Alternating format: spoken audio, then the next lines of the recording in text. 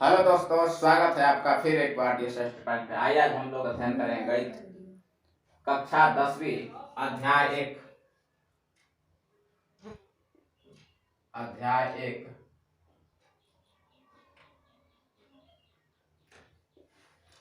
जिसका नाम है वास्तविक संख्या।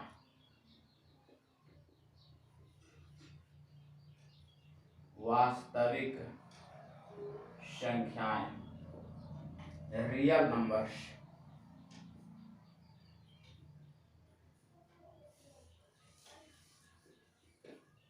Real numbers. तो आइए सबसे पहले जानते हैं रियल नंबर्स क्या होते हैं। दोस्तों, वे संख्या या लिख देते हैं परिमेय संख्या परिमेय संख्याएं तथा अपरिमेय संख्याओं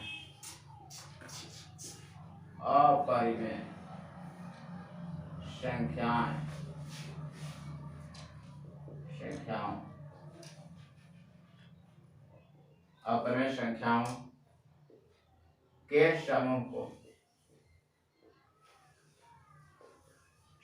को वास्तविक संख्या कहते हैं। वास्तविक संख्या कहते हैं।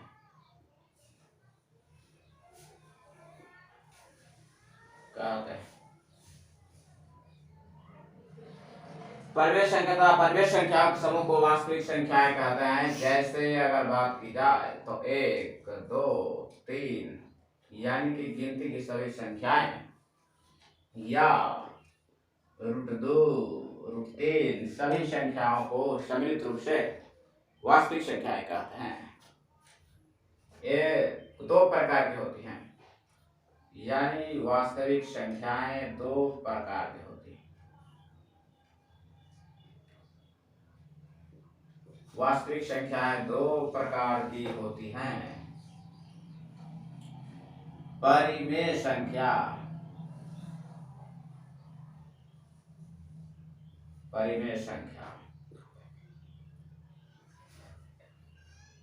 रेशनल नंबर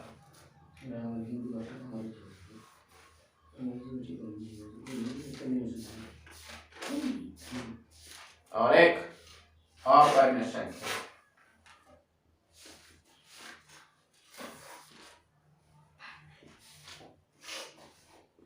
अपरिमेय संख्या इरेशनल नंबर।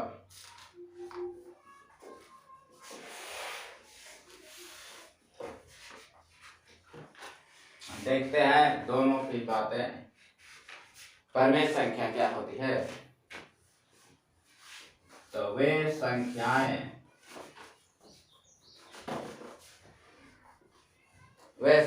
जिन्हें P/Q के रूप में लिखते हैं,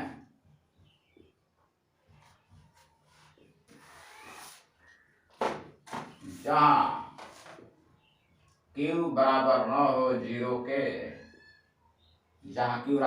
0 के, उसे परिमेय संख्या कहते हैं।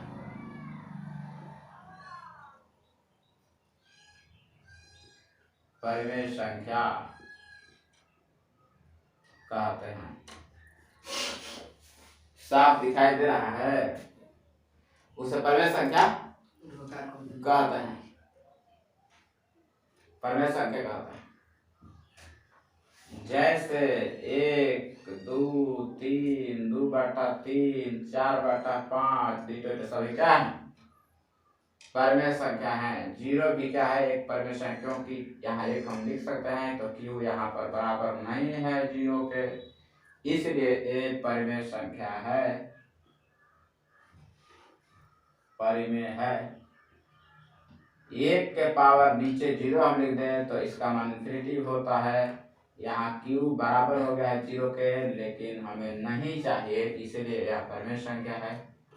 यानी कि 0 ये आपका परिमेय नहीं है, यानी कि क्या है? परिमेय नहीं है,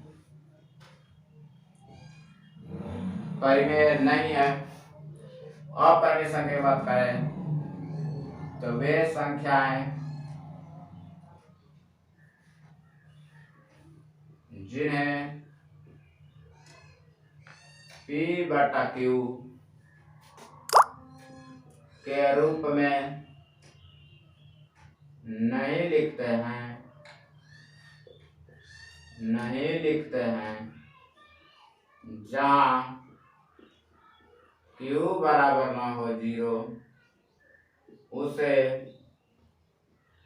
अपरिमेय संख्या कहते हैं। अपरिमेय संख्या कहते हैं। जैसे √2, √3, √2/√3 ये सभी क्या है? अपरिमेय संख्याएं हैं, यानी कि अपरिमेय संख्याएं पूर्ण रूप से स्वतंत्र नहीं होती है, कहीं न कहीं रूप में ली रहती है। अगर रूप से बाहर आ जाती है तो इन्हें परिमेय कहते हैं। या आप लोगों ने समझ लिया कि परिमेय संख्या क्या होती है, अपरिमेय संख्या क्या होती है। ठीक, अब हम लोग अध्ययन करेंगे, अध्याय 1 की तरफ चलेंगे। इसके लिए हमें चाहिए मशक की परिभाषा, तो हम लोग देखते हैं। अब इसके बाद मशक क्या होता है, मशक क्या होता है, यानी कि महत्तम समापवर्तक। महत्तम समापवर्तक, इसको अंग्रेजी में HCF कहते हैं, यानी कि highest common factor. Highest common factor. तो आइए हम इसको इरेज कर देते हैं, क्योंकि आप लोग समझ गए होंगे। इसको हम इरेज कर लेते हैं। ये हम इरेज कर दे।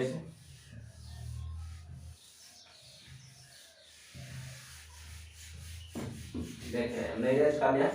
हम लोग क्या जाना है, तो मशा जाना है। मशा क्या होता है, तो मशा वह बड़ी से बड़ी संख्या होती है, बड़ी से बड़ी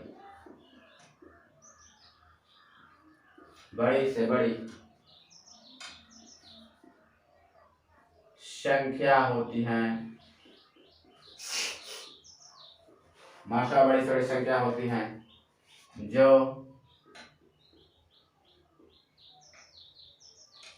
दी गई संख्या को काटती है, जो दी गई संख्या को काटती है, जो दी गई संख्या को काटती है। मशा क्या होती है, तो बड़ी से बड़ी संख्या होती है जो दी गई संख्या को काटती है। तो इसके लिए हम लोग दोस्तों क्या समझेंगे, तो बड़ी से बड़ी संख्या होती है जो दी गई संख्या काटती है। तो इसको पढ़ने से पहले हम लोग थोड़ा सा एग्जाम देते हैं कि भाज्य संख्या और अभाज्य संख्या क्या होती है। तो इसके बाद हम लोग मशा आ जाएंगे। तो अभाज्य संख्या क्या होती है, यानी कि प्राइम नंबर कहते हैं, प्राइम नंबर कहते हैं। तो प्राइम नंबर क्या होता है, तो वे संख्या जिनका केवल 2 गुणनखंड होता है,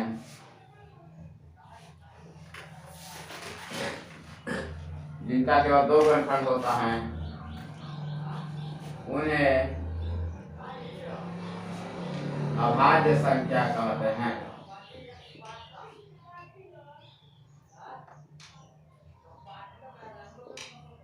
उन्हें अभाज्य संख्या कहते हैं।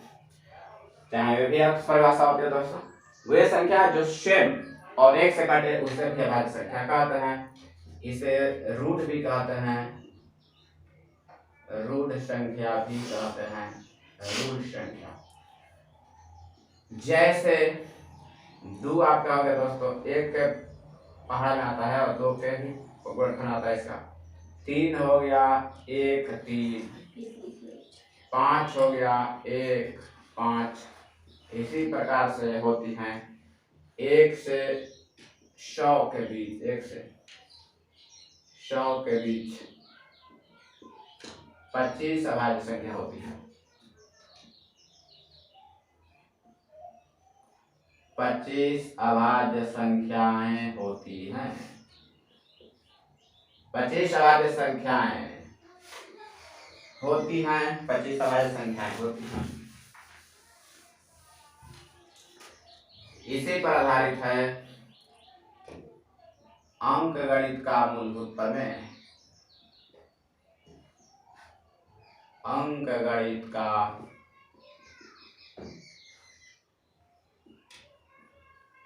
मूलभूत प्रमेय। मूलभूत प्रमेय, अंक गणित का मूलभूत प्रमेय यानी कि किसी भी संख्या को, किसी भी संख्या का गुणनखंड, किसी भी संख्या का गुणनखंड हमेशा हमेशा अभाज्य संख्या ही आता है। अभाज्य संख्या ही, अभाज्य संख्याएं ही प्राप्त होता है, प्राप्त होती हैं। इसे ही अंक गणित का मूलभूत प्रमेय कहते हैं। इसे ही अंक गणित का मूलभूत प्रमेय कहते हैं।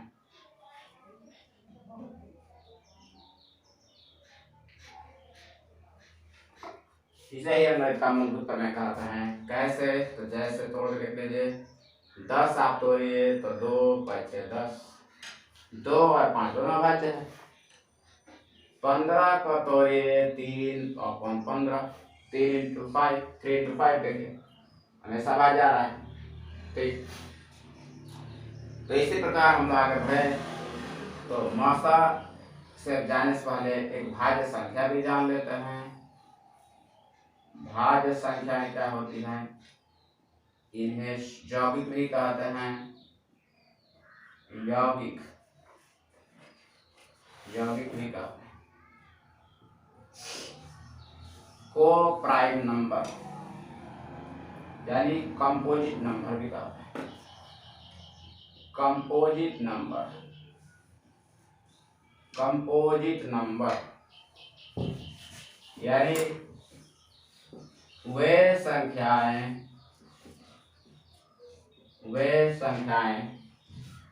जिनका 2 से अधिक गुणनखंड होता है। वे संख्या जिनका 2 से अधिक गुणनखंड होता है तो उसे भाज्य संख्या कहते हैं। उसे भाज्य संख्या कहते हैं। जैसे 4 को तोड़िए 1 के पड़ा में आता है, 2 के पड़ा में आता है, 4 के पड़ा में आता है, इसका गुणनखंड हो गया। देखिए 1 के पड़ा में आता है, 2 के पड़ा में 4, 3 गुणनखंड हो गया। इसी प्रकार दोस्तों आप लोग निकाल लीजिएगा।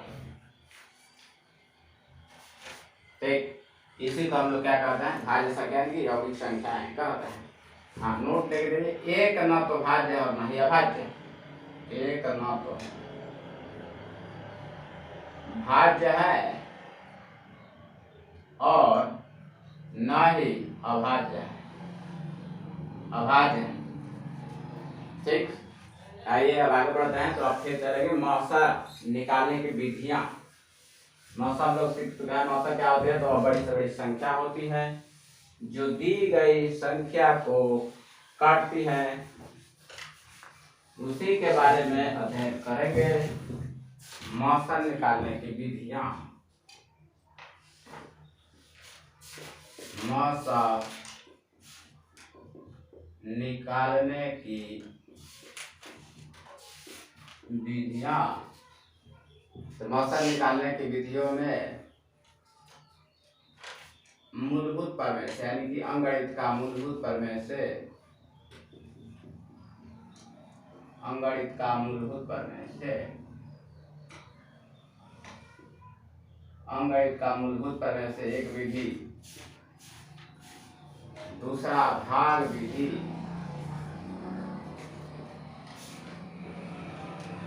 तीसरा एल्गोरिथ्म विधि। एल्गोरिथ्म विधि से निकालेंगे। तो एक नंबर अंकगणित का मूलभूत प्रमेय से यानी कि संख्या जैसे आपका लिखा है यहाँ पर 4 8, तो इसको सबसे पहले हमने अंकगणित का मूलभूत प्रमेय में सीखा कि सबसे पहले इसको क्या करते हैं। तो किसी भी संख्या को जब तोड़ते हैं तो हमेशा भाज्य संख्या टूटते ही 4 को तोड़ेंगे तो 2 2 का 4, 8 को तोड़ेंगे 2 2 का 4 2 का 8। इसी का हम लोग एचसीएफ निकालते हैं।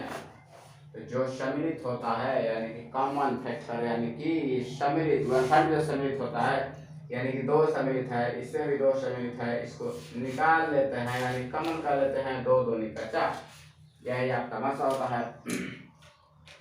इसके बाद भाग विधि से देखते हैं। तो भाग विधि में क्या होता है दोस्तों। तो भाग विधि में देखिए इसी को हम लोग भाग विधि में लगाते हैं। तो हमेशा छोटी संख्या से ही बड़ी संख्या में भाग लगाते हैं। 4 2 का 8 जब तक भाग लगाते हैं जब तक शेष 0 न आ जाए। और उसके बाद जो यही संख्या होती है यानी कि भाजक, यही आपका एचसीएफ होती है। भाजक क्या होती है, एचसीएफ होती है। भाजक क्या होती है, एचसीएफ होती है। इसके बाद एल्गोरिथ्म देखेंगे। तो एल्गोरिथ्म क्या होता है, विशेष प्रश्न को हल करने की चरणबद्ध प्रक्रिया। विशेष प्रश्न यानी कि मौसम निकालने की यानी विशेष प्रश्न की हल करने की चरणबद्ध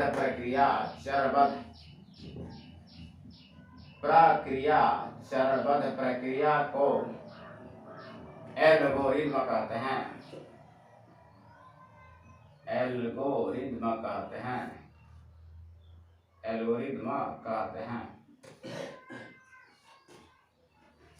कहते हैं दोस्तों। इसके लिए हम लोग लेमा से भी प्रयोग करते हैं। जैसे आपका इसको ए कहते हैं, इसको बी, यहाँ पर हम लोग क्यू, इसको यहाँ रिमाइंडर इक्वल टू आर यानी ए भाज्य होता है, इसको भाजक कहते हैं, इसको हम लोग भागफल कहते हैं और ये आपका होता है शेषफल यानी कि शेष। इसी प्रक्रिया से हम लोग एल्गोरिथम से प्रक्रिया से ही मौसा निकालते हैं।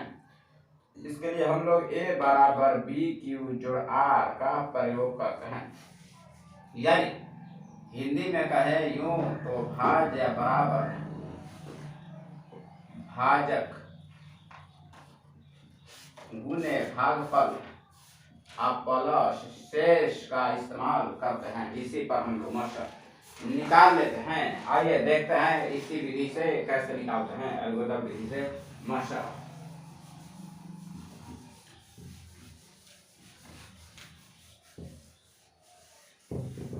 एल्गोरिथम विधि से मौसा आइए निकालते हैं। हम क्वेश्चन निकालते हैं 25 और 43 का मौसा हम लोग निकालते हैं बाई प्रोसेस एल्गोरिथम यानी कि एल्गोरिथम विधि से।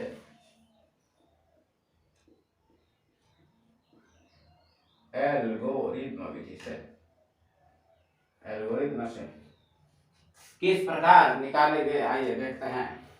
एल्गोरिथम विधि से जो कि प्रमुख टॉपिक है आपका 10th क्लास 1, हमेशा इस पर 2 अंक स्तरीय प्रश्न आते ही रहते हैं दोस्तों। हम लोग क्या करेंगे इसमें, सबसे पहले भाग विधि से यहाँ पर हम लोग इसको हेल्प कर लेते हैं। देखिए 25 × 25, इसमें से घटा देंगे यानी कि 8 5 13, 3 में से 2 गया 1, इस प्रकार से फिर करेंगे 18 1 जा 18, फिर 8 7 25, फिर 7 2 जा 14, फिर यहाँ 4 आएगा, फिर 7 4 1 जा 4 3, यहाँ हम लोग लिख देते हैं 4 3 1 जा 3 3 1 जा 3 1 1 3 जा 3, आपका शेष 0। जब तक बात है जब तक शेष 0 ना आ जाए, इसी प्रक्रिया यानी कि एल्गोरिथम से इसी प्रकार हल करेंगे। इस पर मान के और पुट करेंगे एल्गोरिथम से,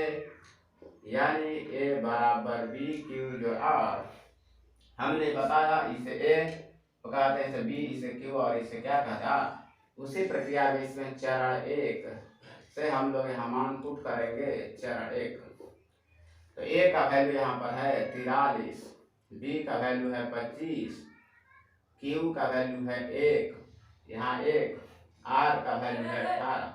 फिर उसी प्रकार हम इसे पुट करेंगे a यानी कि a बराबर आपका हो गया 25 18, b यानी q का मान वैल्यू 1 और 7। फिर उसी प्रकार से a यहाँ पर 18, b 7, q 2 और शेषफल 4। फिर उसी प्रकार a 7, b 4, q 1, शेषफल 3। फिर उसी प्रकार इसमें 4 3 1 शेष का 1। फिर उसी प्रकार इसमें 3 1 3 जा शेष कितना 0। जब तक हल करते हैं जब तक शेष 0 न आ जाए, और उसको हम लोग चरण वाइज लिख देते हैं। चरण 2, चरण 3, चरण 4, चरण 5, चरण 6। और यही आपका हम बताए कि भाजक ही मौसा होता है कि मौसा बराबर आपका हो जाता है एक आंसर। इसी प्रकार हम लोग पहले चैप्टर का मौसा निकाल लेंगे विधि से। वीडियो देखने के लिए धन्यवाद। Take care, bye bye. 27 minute.